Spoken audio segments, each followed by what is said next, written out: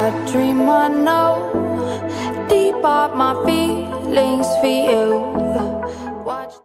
Hello reality viewers, welcome back again to Reality Latest Gist, the home of news and politics. For this channel, we dey drop news every day and we dey react to every videos wey comes our way. And na reality news now we dey drop for this channel, and we dey also dey talk am as e be. If today na the first time we say you dey come across this channel, you are highly welcome. Thank you so much for stopping by. And if you are returning subscribers, I appreciate all of una for una massive support to this channel. I say may God bless all of una in Jesus name. Amen. I get video where I want present to una this very moment, and I go to follow una, they watch the video. After we don't watch them together, make we drop our opinion constructively for the comment section. Like our videos and also share our videos if possible. Bye for now. Good afternoon, good morning, good evening, everybody, depending on where you are joining me.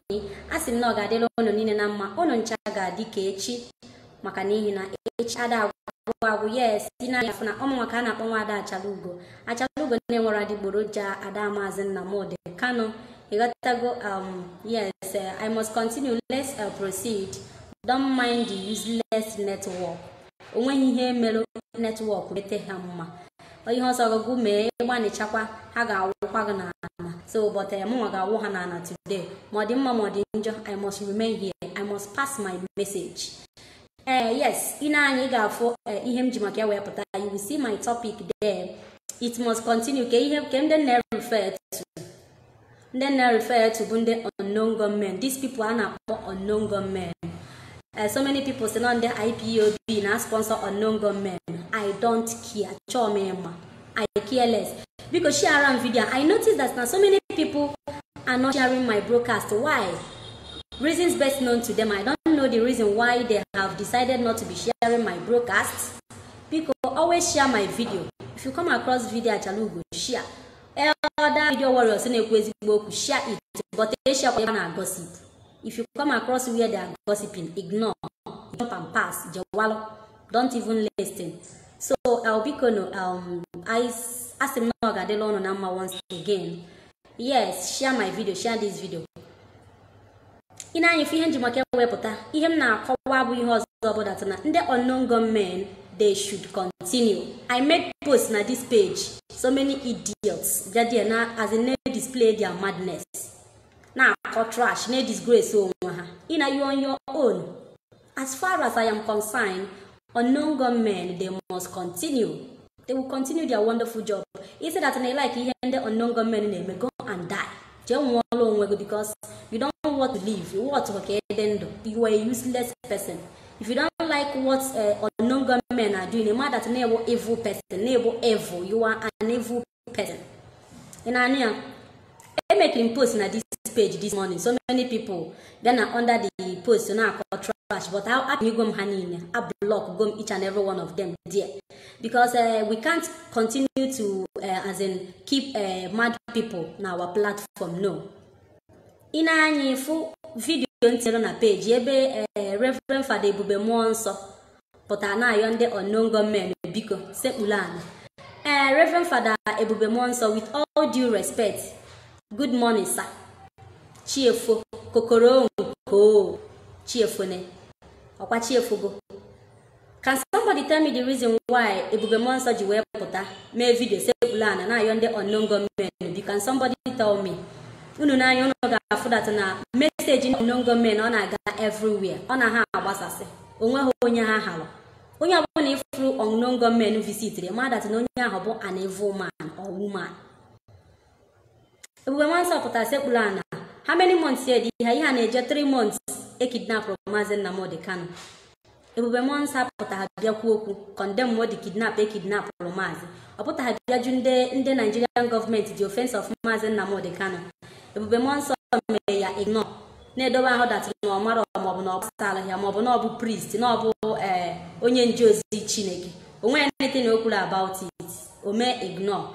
Uche bụ ndị IPOB zuzugharịbanụ mgbe ha zuzuchara. But today reverse abụgo the case. Anyị adịghị eme nzuzu. Ihe m chọrọ ịgwa Ebube Monso bụ biko Ebube Monso, the only true person anyị ma n'ihe a niile, onye anyị ma na-ekwu eziokwu bụ Reverend Fada Mbaka. Reverend Fada Mbaka bụ onye na-ekwu eziokwu. Most of you bụ political Reverend Fada. Ndị ha anọnwa. Ndị dịsị na-ebunye ego unu pụta na-akọgheri. Ebube Monso, can you come out and tell us the truth? As in the people behind this video email yesterday. Can you come out and they open up, confess to us, the person that sent you to come and do this video? It's obvious that na they sending because you know onu mmiri okwu ganya o gosiri that no as in no ihe agbalugu kwu oke ị na-ekwu. Ị naghị ekwu okwu from ana na obigo. Nke bụ that you are praying for Nigeria for peace to reign. How? Which Nigeria? Nigeria gunonye na-eme da Nigeria. The politicians send ego because in the politicians ihe ha na-eme agree na ya bụ one Nigeria. Send ego bịa ya obigo. Whosoever, Ebube Monso, please, as in this video is for you. I want to pass this message to you. Whosoever that sent you to come and do that video email yesterday, that politician, that governor, that senator, that go and tell them. Made that video. Return other money back to them. Come and confess before the unknown government go and tell them. Whosoever that sent you to do that video, without releasing Mazen Namo the canon, without fixing date for referendum, the center can never hold. The unknown government they never start finish. They never start.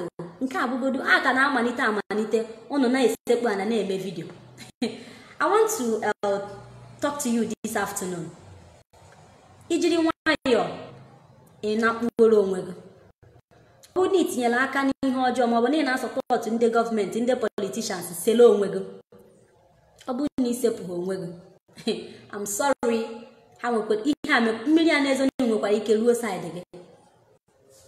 Ịpụta sekpula na Ebube Monso, gịnị ka ị kwuru ever since ejidere Maazị Nnamdi ka na-ekidnap ya? Kedu ihe ịpụtara gwa ụmụ ụwa? Ị condemn ya?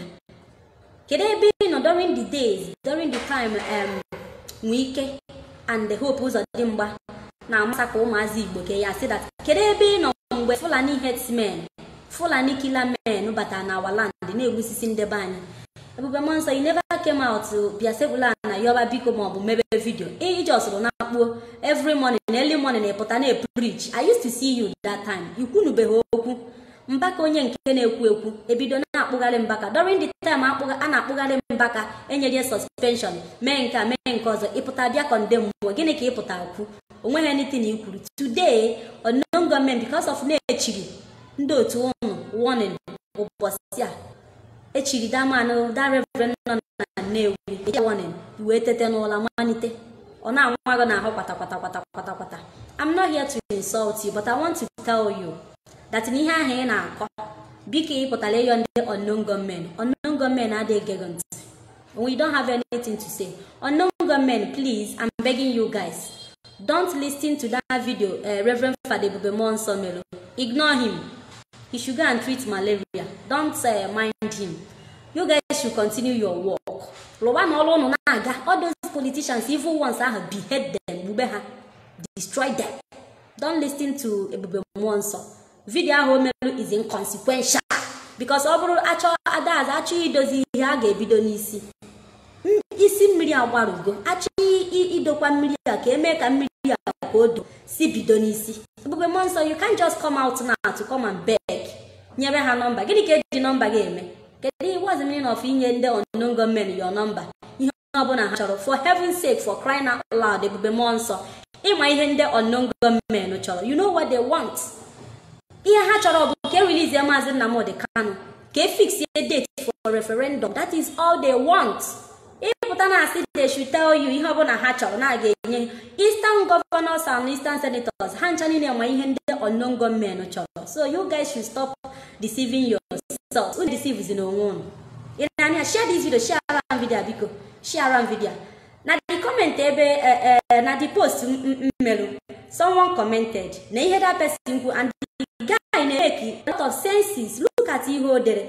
As you know, When they were bringing Python dance 1 to 10, where were you? During the time Fulani have buteru Operation Python dance 1 to 10, Abalo 1, Bar 2, Bar 3, Bagude till 10. Kedebe, when you forget, a potabia video, Bia condemn we have meru. Python dance, a potabia condemn way. You did not come out. When you fully hear you go. And now, do busy in a Bible. Okay. When they brought crocodiles to kill our youths, during the time they brought a crocodile smile to kill our youth, where were you? Then I knew you can join me. Plead on behalf of you, and you're the unknown gunmen, and you're but for now, I know you got Potazania Juana Joe. Then number 3, when Hope Uzodinjo brought fighter jets to Igbo land, did you guys say a word against all the killings? Why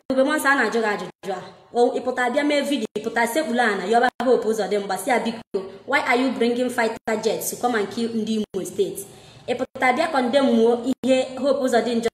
You did not come out. So the last time we checked, he made a video to condemn it. He put call a spade.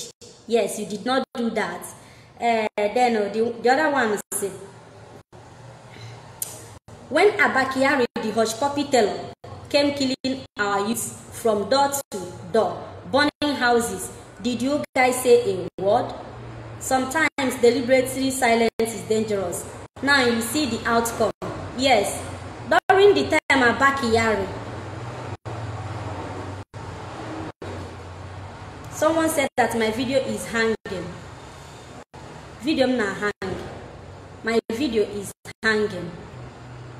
Because share the video, share around video, please. Share around video. Oh, share the video. During the time Abakiari, on she puppy Stella. Potalane busisi umunai. Ebubemonso. The answer is no.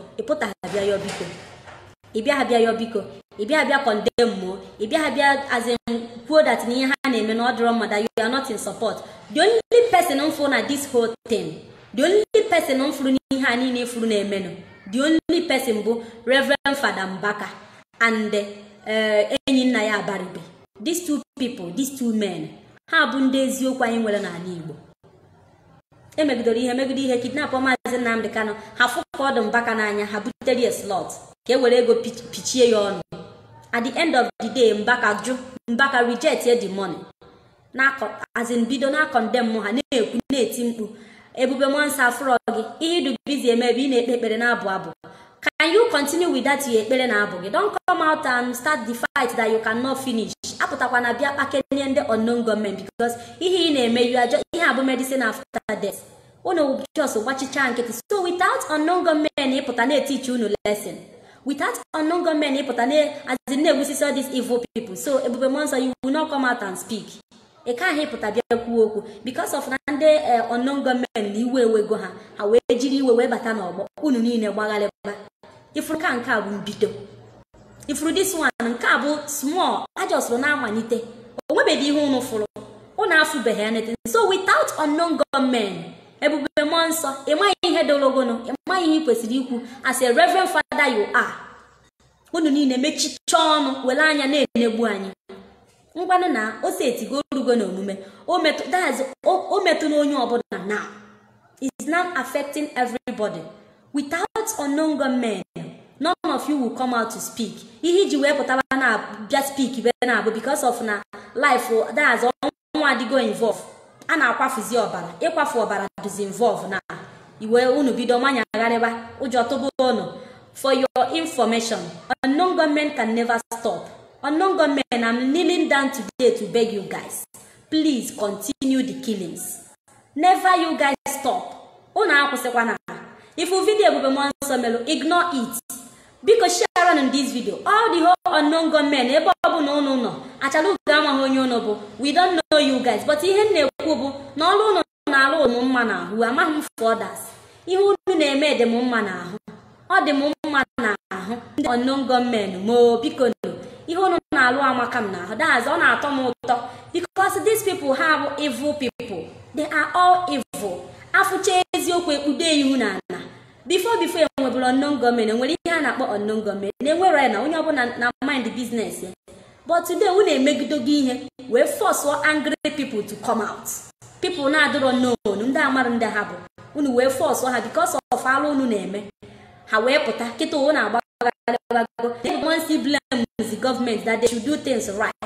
Since how many years ago Ebube Monsi bụ Reverend Father esi na-echirigo Father na-echirigo echichi ndị Father echichi echichi ahụ how many years dị ihe nọ n'echichi Father echirigo Father how many years dị ha gịnị ihe pụtago kwuo just say nwe Mbaka si apụta na-eti mkpu Mbaka aghọọ na onye ọjọọ gụnwa bụ onye ọma Mbaka abụọ n'ukwube Mbaka na-eti ọnụ n'ihe agbasaghị ọkwe sọsọ gụnwa bụ onye ọma unu pụta ụna na-emepere mense ka ị hapụ ikwu ka hapụ ịta gị bad man ka hapụ ịta azin ka akwụsị inye gị ego a na-enye gị ka hapụ ịkwụsị ị na-enye gị ego a na-enye gị ị na-ebute ego slọt a na-ebute gị ka imechie ọnụ imechigodo n'ọnụ olu one tọn ọnụ unu niile all the whole priest niile na-asọpọtụ one Nigeria na-asọpọtụ ihe ọjọọ na-eme na our land a ga-ebu unu ncha niile isi maka chika ngwa agụ n'ịpụta mee vidio it can never change anything. Unknown government ha da amụdị ihe ị na-akọ you are just on your own since you give out your number when any of them kpọọ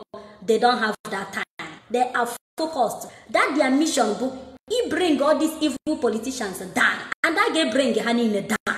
If you don't know it today n'ihi na-abịa ayọ biko iwe onwe ihe eji ga-eme ịjọsụrụ not just ka ịbịa ebe ahụ bịa gbazuo afịa onwere ịchọ trend you want to trend.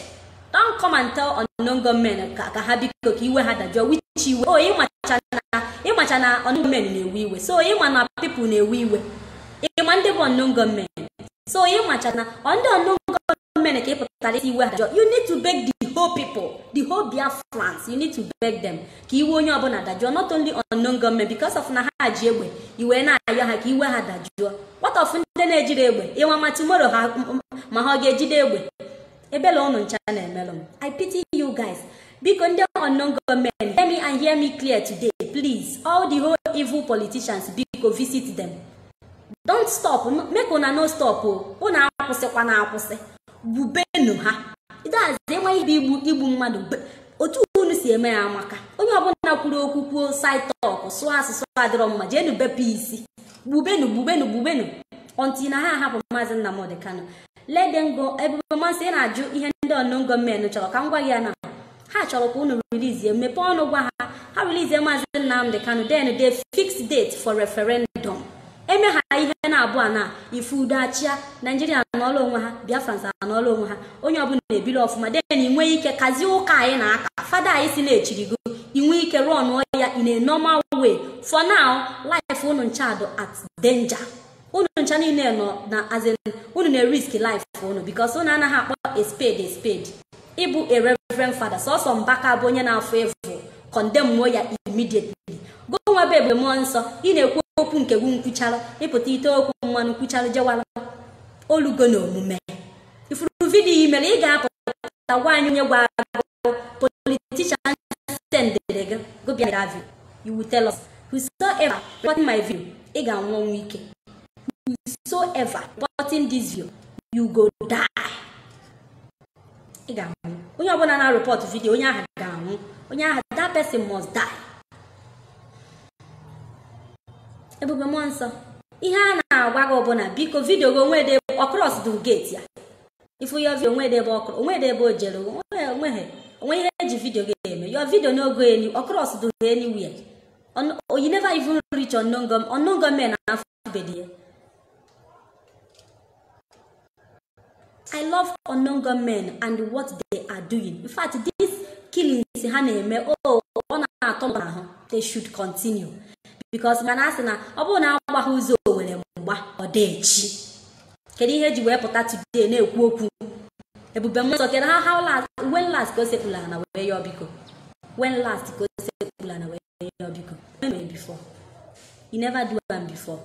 Kita nke abụ new as in first time anyị ife Ebube mmụọ isi sekwa na ayo ndo ha ndị ha bụ na ayo biko se gbaghalụ a whole reverend father bụ Monson na yozi biko kedu onye sendiri nya ma video kedu ihe push ri o ji wee kwuo okwu because of gịnị egbe blood adịgo involve a na-akwafu ọbara na-agbaja aja because of na ha bụ egbe ọ bụrụ na mgbe ahụ anyị ji flag Ebube Monson pụta na bịa gwa ndị gọvanọ okwu si ha n'ihe ha na-eme adịghị mma ọma mmiri nkịta anụnwa ndị ọnụ Chineke ebupụtago unknown gunmen and ha ga-agba jata ọma ihe bụ na ga-agba jaja people anwụbedo himself the main people a na-target they never go down ajọsị na-ewezigagodo ndị ofe nkupu that main people a na-achọ na-ezo ezo they are hiding but unknown gunmen ga as in ha ga-fish unu niile out. They will fish you guys out. In abia si please forgive. Unu mara ihe unu chọrọ na ị ga-apụta sagodo nya bụrụ n'ime uchichi. Ka abụ akụkọ a na-akọrọ nwaanyị n'elu bed. Ihe abụ promise a na-enye nwaanyị on top of bed. Ihe this video Ebube Monson mee n'abalị mere yes the ọnọdụ ka setup ọdụ ka setup ka ọ bụ. Oh, it looks like a setup video. Oh yeah, abụzi those people bịazie ka anwụchikọ ha. Gee ntị ka m gwa gị video ga cross gate onweghị ebe ọ gara. You know if you go anywhere. Share the video. Go and ask go and look for husband.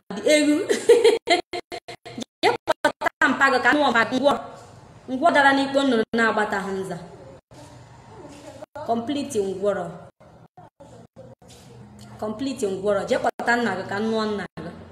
Go and bring your father so that Kachalu go no one.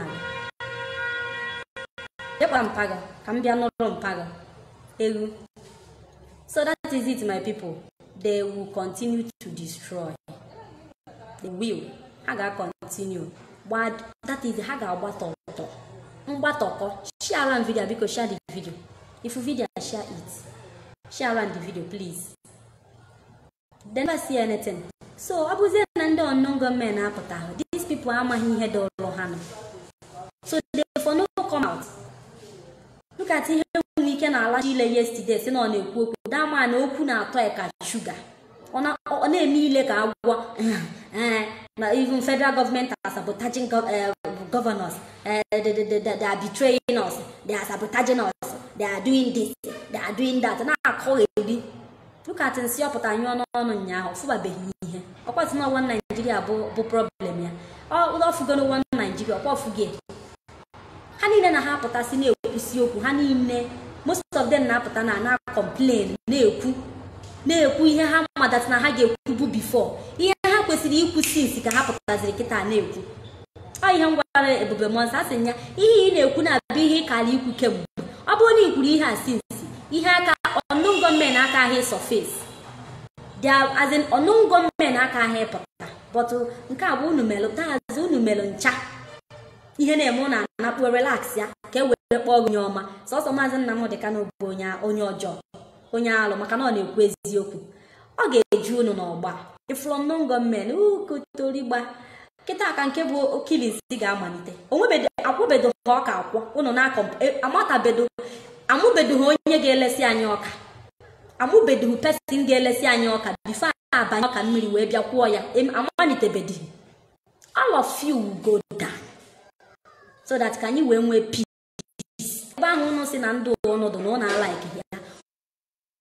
All of you must go down for peace to reign na Biafra land because no no obstacle anyị na-enwe unu bụ ihe mgbochi ụzọ ihe mgbochi anyị na-enwe na banye unu kpara nkata wee kidnap Maazị Nnamdị Kanu. Kedu onye si your mother shawo onye riri always come with your real account. Can we can block because when him time unknown government game on child okonu ni na agbapụta ihe abụ ndị politicians ha na-create fake account ka ha bịa come on ka mgbagbo ịmara ka nsi kwado ịmara otu achala ugo si kwado so you are nobody you can't shut me up you nweghị ike imechi m ọnụ ihe m na-agwa unu this afternoon but that na unknown government can never stop until all these evil people in our land that na he destroy each other. Ebe ga for unknown government ha surrender but na ha gbugide these evil people gbucha ha then peace and ine na anya unknown government vanish na air You will not hear about them again. But for now, evil people as in now the killings must go on. Trust me, the killings must go on. The killings must go on. Okay. The killings must go on. Unknown government because bidonu bubenu unu emedu na ebele. Delete anything na ebele na as an agenda on. Ihe obuna that have to do with mercy. Delete it from your. In fact, kill the mercy. Bube. All these governors, all these politicians, evil ones are no one. Nda na achọrọ ka udo dị bubenu ha. Bebe ha as a be isi. Look at Maz. Here we keep put a joke the offense of Mazen Nnamdi Kanu. Hey mere, none of them did it. Only any of them million nwero. Awe puta na edowa ahụ that na udo ga which udo. Gịnị ka ị na-ajụ ị na-asị ndị unknown government ha gwagị ihe ha chọrọ na ọ bụgodo na midnight na ị ga-apụta any time of the night anytime nke a wee na-agwa ụmụazị iche na unknown government bụ ụmụazị iche na ha bụ kids iche na ha bụ ụmụazị eku n'aka ịmaghị ihe ha chọrọ and ị na-ekele m na ịbụ reverend na-ada agwa onwe eziokwu ị na-ekele m na ịbụ reverend without unknown government ma na ị ga-apụta tunde governors mmehie ha n'ihu unu che no Nigeria then Nigeria that time where everybody na relax ya on the government na gịnị kwa na ka anyị ga-eme anyị ọ ga-egbu ụwa mma kịta egbubego ụwa mma today ụwa ahụ ka a na-egbu mma today if you tap ụwa ahụ ka ifula na-egbu mma na a ga-egbu everybody all the evil ones must aga ahụ ụkwa họ ile ya ile ụkwa ka a na-ahụ na ahụ ọnụ ụkwa na ahụ ile a ga-ewezuga ihe mgbochi ụzọ ọbụla ihe ọbụla na-edistọbụ anyị na our land a ga-ewepụsị ha ọ data ọlụ ka ndị unknown government bịara ịlụ some of you na-alagali ile kedu ebe ị nọ mgbe egburu how many people na be Maazị Nnamdi Kanu na afali ibe eku kedu ebe ị nọ afali ikwu ibe eku kedu ebe ị gara where went you then kedu ebe ị nọ gịnị ka unu kwuru against the killings egburu na be Maazị Nnamdi Kanu onweghị ihe unu kwuru unu na-akpụsiri relax ya the time Hope Uzodimma na-egbuzisi ụmụazị Imo steeti n'Imo gịnị ka ị pụtara kwuo gụbụ onye nje ozi Chineke gụbụ okwulu ọra bụ ọkacha ekwu gịnị ka ị bịara ukwu did you condemn it ị condemn ya oluzie today unknown government wee were iwe mapụta n'ụgbọ the time kidnap Maazị Nnamdi Kanu ọfọ na June ụnụ ọnụrụ onu unknown government gaa into silent relax ya na-ene ụnụ enegodo unu onwe ihe unu melụ unu etekwu any action common question ụnụ apụta hụjụ ha wee bidozie take action na ịpụta stop ha who are you who do you think you are na unknown government kedu onye chere ịbụ that na ị ga stop unknown government my brother my sister you are nobody you can never stop unknown people ịma ka ha si wee bido you can never stop them n'ịpụta mee video from now till forever unknown government can never listen to you ị ga-anọkwa today nnukwu onye a ga-akwatu many today kwatu tomorrow kwatu naga a ga na-akwatu steady as far as no evil people ka na-akwatu si kwaturu gaba if you don't want them to kwatu olunego you do things right ikwube eziokwu ọ bụrụ na ị chọọ ka ndị unknown government kwatu ogwu sepụ aka na njọ adịrọ mma ịchọ ha ka akwatu ogwu sepụ aka na njọ sepụ aka na njọ no mercy nwee ihe dịka mercy ịma na nkwatu a na-akwatu people na-atụ ụjọ chegharịa ozugbo ka hapụ ịkwatu gị mana ọ bụrụ na ị kwechiri na njọ gị were otu anya nọ ya na ofu ụkwụ gị nọ na njọ ofu ụkwụ gị nọ ya na mma a ga-akwatu gị unknown government show no mercy kwaturu gaba kwaturu unu na-akwatu na everyday kwatubenu until na ha hapụ Maazị Nnamdi Kanu aka let them leave Maazị Nnamdi Kanu aka ha hapụ Maazị Nnamdi Kanu aka they should leave him alone ọ bụghị ya bụ nsogbu Nigeria let them leave him alone they must leave alone because onweghị offense mfụrụ o mere onweghị ihe ọjọọ mfụ Maazị Nnamdi Kanu mere ha just na-agba ya mgba ọ dị people ndị gọọmenti na-akwatusi today bụ ndị lelu Maazị Nnamdi Kanu nye n'aka ndị Fulani. Iche na impostor, iche na Jubril siri aka n'ime na Maazị Nnamdi Kanu nọ na Kenya. Ndị Igbo, evil politicians, ka ha were ọnụ their election. Ị na-agbakọ ofe election, Anambra State election. Election ndị nke a na-eme gịnị ka pụtara na ya? Gịnị ka emepụtara na ya ka m na-ajụ gị iji wee na-agbagharị election nke ọgba na-efopụghị ntutu n'ahụ. Idu disturb, ị na-agbali up and down, na-atụ your life. A ga-emerịrị election. What about those time, as in those years a na-emerịrị election? Gịnị ka emepụtara na ya? Gị ka unu mere achieve nothing. Onweghị unu mere achieve. Gịnị ka emepụtara? Onwe ihe onwe but ị na-edobe ahụ. No government, please stop. Who are you? Are you mad? Ị na-apụ ala. Stop again. Ha stop Maazị Kanu eto. Tell them to release Maazị ka unknown government na kpuo. Ị na-aghọ ala onwe ihe na-ezizu. Go and do the needful. Tell them to release Maazị Nnamdi Kanu. Then ha release ya. Unknown government na ị na-anya everything na return not to normal. Ọ bụghị ijide Maazị Nnamdi Kanu captive ịpụta ese unknown government please. O nwere ihe na-eru eru. Enwere ncha ịdazi na-aṅụ ụmụ. Ị na-apụta asị unknown government because what do they want? As if you don't know what they want. As if ihe ha chọrọ. Go and do the needful. Ndị kwere gwa South-East governors, let them go and plan on how to release Maazị. Ka kidney a na-egbusisi ndị ha anụnwa ndị politicians ka o endie ka onye ọbụla n'ọrụ onwe nọrọ ebe a o ji onye na ji onwe. As far as na unu ji Maazị Nnamdi Kanu unu ji onwe unu, unknown government will continue to operate. Onwe anything na-ekwutere ya. Onwero.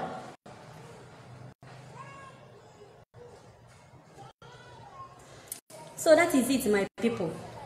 Share this video. Share around this video. All these idiots na be ebe a on. Unfortunately for you guys, actually we get time on. Enwe mu ina anya for that na do focus. Nwe onye na atọ ụjọ. I know send you that truth ka nga na-ekwu. Aga na-ekwu eziokwu. Mpụta ebe a gwa ngụ the truth you supposed to hear. Eziokwu ikwesịrị ya nọ. Minus that we got bịara ebe a kọwa ọnụ see her face. Face mụ na gị kedu nke ka come up natural. Onwe ihe m tere n'ihu m. I know the makeup. I know sabi makeup. Onwe ihe gbasara makeup. But I say look at her face. What happened to my face? Gịnị mere ihu m?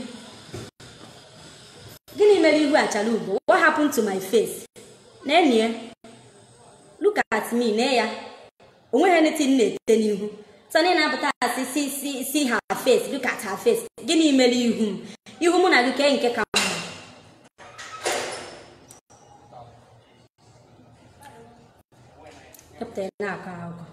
Share the video because the politician had paid him to speak for them.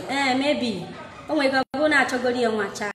Then akwọ ya ụgwọ pụta sepụla na bido na ya biko na pretend onye ama ndị ọ na-aghọlịkwa na anyị. Ọ na-aghọlị anyị na anyị ma ihe alụrụ. So that is it. Ọba hụ uru. Ọbụghị that's ihe anyị nọ na no Messi. Joy apụgo anyị n'ahụ. Joy anwụgo long time ago. Messi nwụrụ for a very long time now. Ọ bụrụ na ahapụ Maazị Nnamdi Kanu the center ehold udo adị. But na unu jide ebe ahụ pụta na asị unknown government please stop. You are fooling yourself. Ị na-efool onwe gị. Say the truth. Ihe ha chọrọ bụ ka ahapụ Maazị Nnamdi Kanu aka ede ọcha nwee ihe o mere. Unu jide ka e were ọnụ election. How did you think in election ga-hold? Unu ọmadịkwa ihe. Unu ọmakwa ihe a na-ekwu.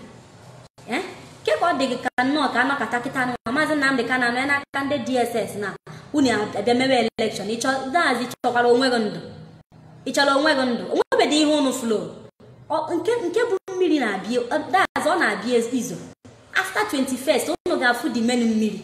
Unu ga-afụ ka mmiri ga-esi zoo. And mmiri a ga-egbu ọtụtụ ndị mmadụ ma ndị politician ma onye na-abụ ọ ga-egbepịa. Mgbepịa ka ọ ga-eme. Be ready. Get ready. Ọ ga-adụ bloody. After 21st, ọ ga-adị bloody. Uche go dia. Imeche na apụta na ọ ga-adị ma ihe bụ bloody. Ọ ga-adị bloody. ama hapụ ụnụ ama nna free because that time anyị ọnụ gọọmenti na-apụtaba onwe anybody nwere ọnụ unu na-eme n'ihe were people na-agba bọọlụ polisi pụtakwanụ challenge ya Ajala Ugo police people ka ebe unu nọ pụtakwanụ challenge ya Nwaada Ajala Ugo bịakwa na okpogharị ya ma ọ bụ gwa m okwu eni ha pụtakwa challenge ya ma ọ bụ mụ na unu kwa itie m aka n'ike pụtakwa tie m aka n'ike as police you are come on beat me again ịpụta ị na-useless ụmụ nwaanyị na-ehumiliate ha nke gị na ya kwuoro okwu iwere aka kụọ ya n'ike onwe ihe ga-eme before you know it ịpịa aka n'ala onwe ha ọnụ pụtakwanụ mee ya ka no gọọmenti bee ụnụ kịrịkịrị pụtakwanụ ụnụ na ọgwụrụ na-efiri n'ụnụ bụcha ejecha ọgwụ kịta ndị ka ụnụ apụtago people do more than you guys apụtago ndị na-agba amị gba polisi nta ama ntọ ndị na-agba amị gba polisi ha apụtago pụtakwanụ n'ọgbọ na pụtanụnụ ọkpụrụ ụnụ afụgo ihe ka nte gbafuo ụnụ afụgo ndị gọọmenti gbawalụsịa keke ihe na-achụ ụnụ ọkpụrụ si na ụnụ ji pawa mba kọmat again nwatakịrị nwa agbọghọbịa kwugharịa zọba for her right itie ya aka n'ike pịa ya aka n'ala onweghị ihe a ga-ekwue nne na nna ya na-atụ ụjọ kịta ebee ka ọ nọ ncha nọ steshọn most of you agbago ọkụ uniform gosef maazị ebe ọ nọ egbe ga anapụgo gị amalaga ọla ha many times na-alụ gị egbe gụnwa bụ polisi come out again and shine ka anyị fụgo pụtakwa shine ọ na come out and shine ifụrọ na Naijiria etigo inwe ha idea ifude ya ị na-ezuzu ịgba amị ka ebe buutu go nọ na where is your boot ka na ụnọ ka na-eyi buutu ụnọ ka egbu na ọka na-eyi uniform ọ na-apụta n'ilo a na-agwa ụnụ na everything unknown government take over and they must continue anybody kwuru pim and unknown government biko anybody pụta ya ụnụ biko si ụnụ biko ụnụ anyị gbuzine jenu gbuo onye ahụ please because onye ahụ na-akọsụla anyị problem. That person is disturbing us. You don't need to come out and do any video to plead on behalf of plead for the unknown government to stop killing. No, you don't need to do that. Gini ka ịpụtara kwuo mgbe e kidnap Maazị ịpụtakwa bịa plead to the Southeast governors that they should release Maazị immediately. Ịma na agwọ nọ n'akịrịka ịnọkọta na ijide Maazị iche na udo ga-adị ọ dị ka ifro that ụnụ bụ ndị nzuzu because ọ bụrụ na ụnụ ma ihe unu kwesịrị ịma the implications do behind the kidnap Maazị unu kwesịrị ịma the gravity of offense unu na-commit ịnọkọta ije kidnap Maazị ọnụ na-ekwuru Igbo people as in makwa how many people nọ behind Maazị makwa ndị fụrụ ya n'anya unu eje kidnap ya na-eche dat na ọnụ pụta sekulan ya biko mee common video unknown government ege ọnụ ntị unu na-risk life ụnụ ncha fụrụ unu niile you guys are risking on a life unu na-risk life unu niile ịpụta polisi akụọ nwa agbọghọbịa young promising girl aka n'ike pịa ya aka n'ala amankwu ya ekwu ikwute ya akpụrụgo na nego tukpuo n'ime mkpọrọ tukpuo na polisi ị nọrọ ebe ahụ na-azụ na-achaghasị anya. Look at one thing on na Biafra TV. I seen a one man with her daughter came arrest in Imo State. So in the police they made her arrest. Emechazi eje na the station. Juba ha kerebe the man with the daughter no. Had deny ya said that na onwe na akpụta ha any man na the daughter, not knowing that na the man nwụrụ n'aka ha. Na the man ha kidnap with nwa nwaanyị mechara nwụọ n'ime cell police cell. Ndị police deny ya na ọ bụ na the station ka ebuteru the man with nwa nwaanyị wee buru the girl buje far away na Suleja kasị gịnị far away land buje that side. The girl wee bidozie kpọba so amazi ọnatazie people phone kpọbazie wee reachzie out to her own people gwabazie ihe merenu si ha na papa nwụrụ na that station ahụ ebujere ha n'Imo steeti ha wee transfer azie far ndị be ha wee chọrụzie with lawyers with help of lawyers wee jewezie ebe ahụ wee fụzie the girl wee bụ na mpa ha nwụgo na mpa ha sef nwụdụrụ n'Imo steeti sef. If na how evil police this time around the police bịa mere arrest it does the save ha nwere ike igbugu deny ya gwa ndị bụ that na ha ma about you and amampe this is a lawless country na-enweghị law. During that time police bịa buru people will relax as in and say don't worry on the police ebe a burie na ya eje na ka agbapụta ya ọ dịrọzi like that na police bu oge kidnapper ndị kidnapper bịara buru iruo na the station they will deny. In fact ndị police na-emezi people arrest na hafezi ha n'aka ndị occultic men ndị a na-eji human parts agwọ ọgwụ ego Nigerian police burugu, you are gone. Mala that ni geje na be one rich man na agbori ego. They will sell you out. Hana he make arrest that ni mero law offend or mobone dali wuna lie.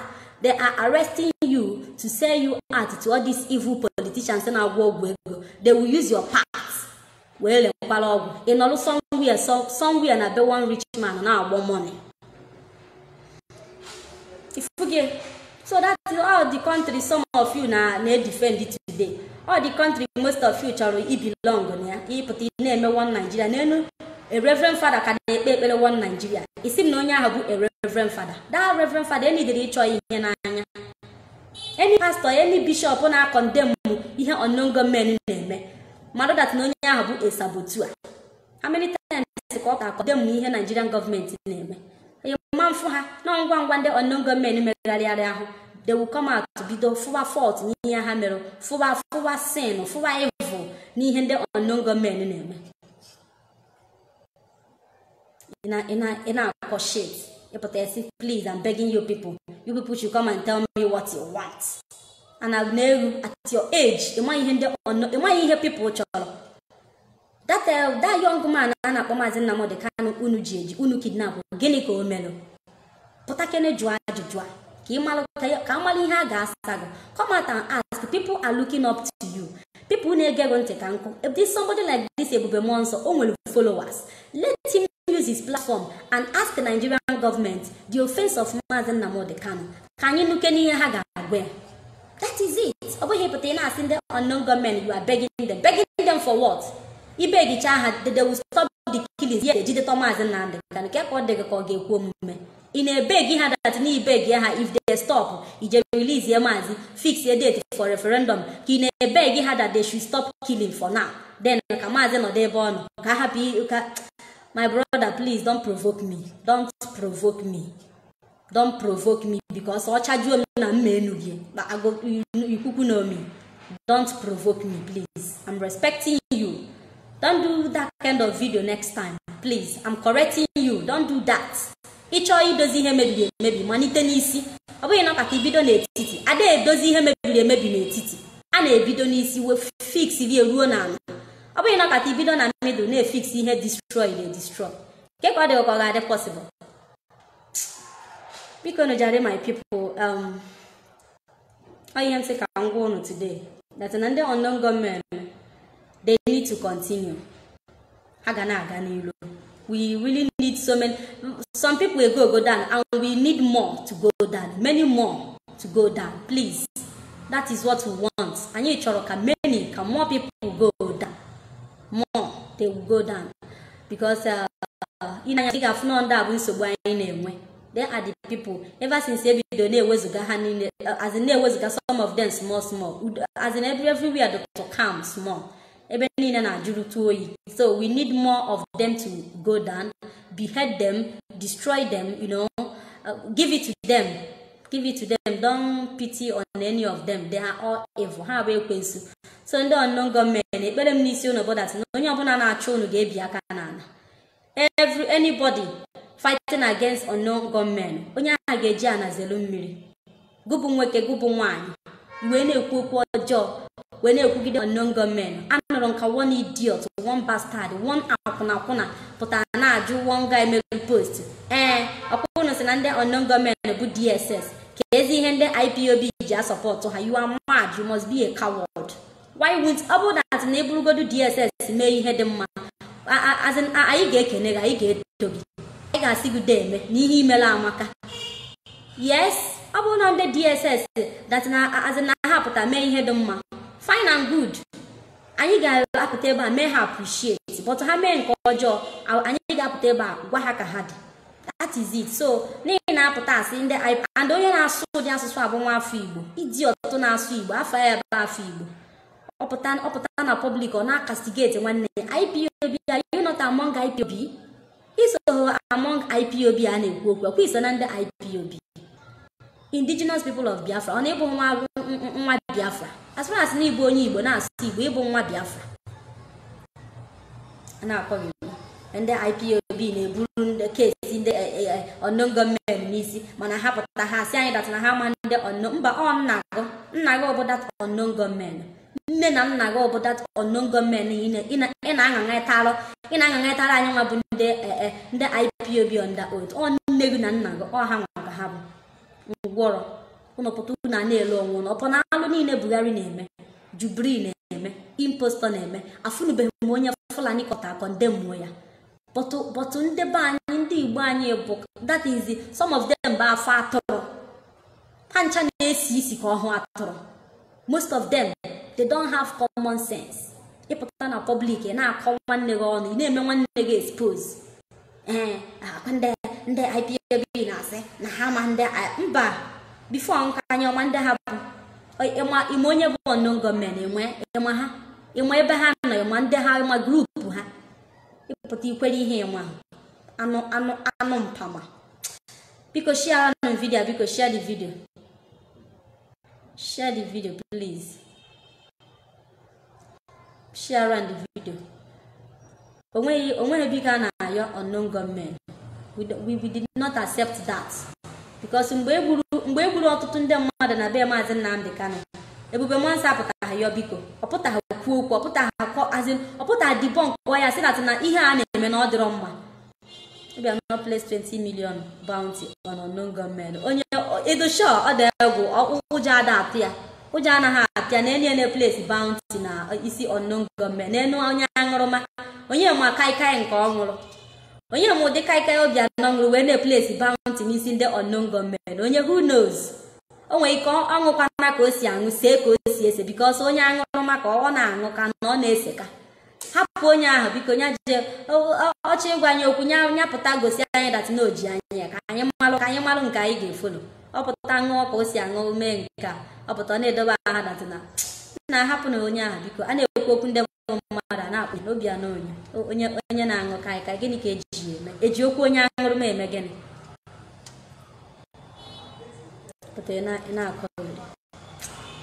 share the video because share the video Otoham is not funny my people it's not funny it's not funny any the unknown government teach these people lesson that they will never forget in their so ọ bụzie na ndị unknown government apụta ihe aka ndị a ga-eji anyị na-eme so otu aka ha ga-esi dobe ọnọdụ mụ na gị na-abụ ihe aka ha ga na-eme that time unknown government apụta bụ ọkwụnụ ma ihe ndị a na-eme anyị ka ọnụ na-amara ụlọ chefugo kedu isi ka mmadụ ga-esi pụta na na-asị unknown gọọmenti biko na stop ọnụ kwụsị gịnị ka ka ha na-akwụsị onwe ihe ndị unknown gọọmenti na-eme ha na-remove ndị na-eme ihe ọjọọ na Holy Land ha na short Chineke send these people na God send unknown gọọmenti for us Chineke just kwa aka zite ndị anụ ha wee na-alụ ọrụ anyị achọghị ndị ha bụ ha ọ bụ DSS ha ọ bụ Nigerian government we no send ihe anyị ma bụ na ha na-alụ ihe m chọrọ ha na-alụ ọrụ na-enye m obi aṅụrị so let them continue onye ọbụla na-aghọta na another form ya ghọtaba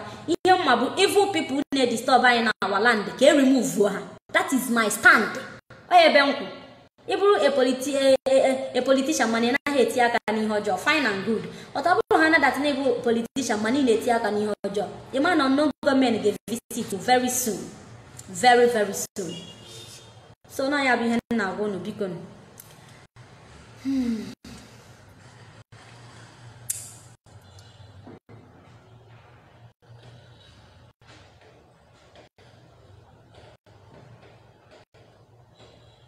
exactly God bless unknown government Chineke ga-agọzi ndị unknown government they are really wonderful they are God sent Chineke sendịrị ha Chineke ga-agọzi onye ọbụla na-ekpere ha ekpere ọjọọ onye ahụ ga-eji ana zelu mmiri onye ọbụla onye sụba asụsụ ọjọọ kwurube ihe sọrọ gị but ikwukata wee baa ndị unknown gọọmenti nọ ntị ha ga-eme gị alụ because you don't know who is who ịmaha na neighbor ọgụgụ na ya nọ na shop ọ bụ unknown gọọmenti ịmaha ma oso na unknown gọọmenti ịmaha na ya neighbor ọgụ na ya nọ na compound ma ọ bụ na ya na-ejekọ ekpere ịmaha ma ọ bụ unknown gọọmenti ịmaha ma oso na unknown gọọmenti ị na-elewasị ọnụ ịpụta everywhere na-akọndem ị na-akọ ịkọ ọgbago ịkọ ọgbatu ịmaha ma ọ bụ ya ịmaha ma onye ahụ ọ bụ unknown gọọmenti ị na-ekwu ihe sọ ọgụ dị daa ga-ejide gị that day monkey go market no go return back that very day Nigeria ga-adị gị ka Ghana ọkwa ụbọchị ahụ ị ga-ekwetegodu na ọ na-eme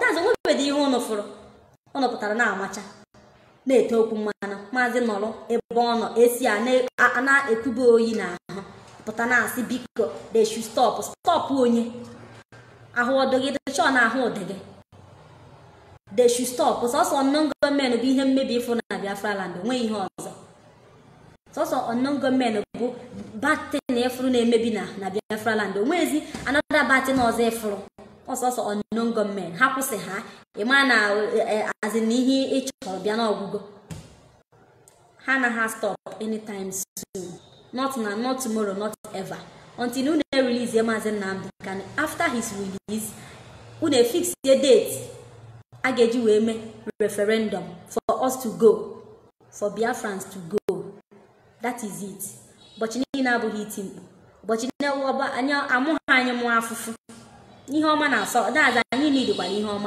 ọma ada asọ anyị nsọ we self we want better otu onu bụ ndị politicians si live large we self anyị chọkwara ị na-live large live fine make your life easy for us ọ bụghị every time a na-ata afụfụ iwele eze na-ekpe ekwele lai na country na-eklem that na ha Abuja of Africa their citizens ewele eze na-ekpe ekwele is not done ama mme ya eme it no go happen. So that is it, my people. Ebe ọ bụla ịfụrụ unknown gọọmenti si na ha datinachala ugo na-eme ha appreciate na na-ekene ha they should continue with their work but if video anụnwa Ebube Mmụọ Nsọ mee yesterday that they should ignore it ha gbaa ya boot na onwere ihe eji that video the video is not important. So that is it, my people. Please share this video. Share the video. We must continue until Biafra is restored. Exactly, Mazi Ezeji. Exactly, we must continue, and the unknown government must continue. Continue, all join. Continue. We must continue and all join. Mobu continuation of unknown government, Mobu continue of the IPOB, all of them follow. Onye ọbụla malụ nke ọ na-eme dị mma nya melụ na aga unknown government malụ ifu people ha na-egbu ha gburu na aga they should not stop. Anyị nwa malụ nke dị mma anyị na-eme anyị melụ na aga sọsọ onye na-eme njọ ka a ga-asị nye emezine njọ ya sepụ aka na njọ adịrọ mma ị na-eme njọ sepụ aka na njọ adịrọ mma ị na-eme njọ sepụ aka na njọ adịrọ mma ị na-eme njọ sepụ aka na njọ sitela aka na njọ jọgburu onwe ya njọ wetara ọnwụ ike njọ bụ unknown government because ọ bụrụ na ada eme njọ ọ bụrụ na ndị politicians ada eme njọ unknown government anaghị fọm ha ka ha pụta so njọ na-ebute so many things njọ na-ebute ọnwụ ike njọ na-ebute ihe nkikiri eze njọ na-ebute ihe mwute so today ha na-ewute ha niile bụ ihe ndị ọjọọ na-anaghị ewute because of ihe unknown government na-eme ha chefuzie anyị nwa ha tiri na that condition for years ha tiri n'ihe ikikiri eze for years unknown government anọlubeghị ihe na azin ha egbubedoghị mmadụ ruo 1 year ha na-complain anyị nwatawara na office since 19 kpụrụgide onye ka anyị gwara ka onye anyị complain with biko share this video. My people, on this note, I want to appreciate each and every one of you. As I'm not gadelo no niile na ono ncha ga-adị ka echi maka na ihe na echi ada agwagwo ọmụnwa ka a na-akpọ nwa ada achalugo na-enwere adịgboroja ada Maazị Nnamdi Kanu biko no ebe ọ bụla ị nọ na-ekpele ndị unknown government na-ekpele pray for them to continue. Let them continue to massacre, to destroy. There will be no mercy this time around. As far as no nya hanaka adrocha, how buru gaba. But here buka no nya ka adrocha. From me, from here, it is good evening. Yes, my birthday is coming out on Sunday, not tomorrow Sunday, next Sunday. So because I have started accepting gifts.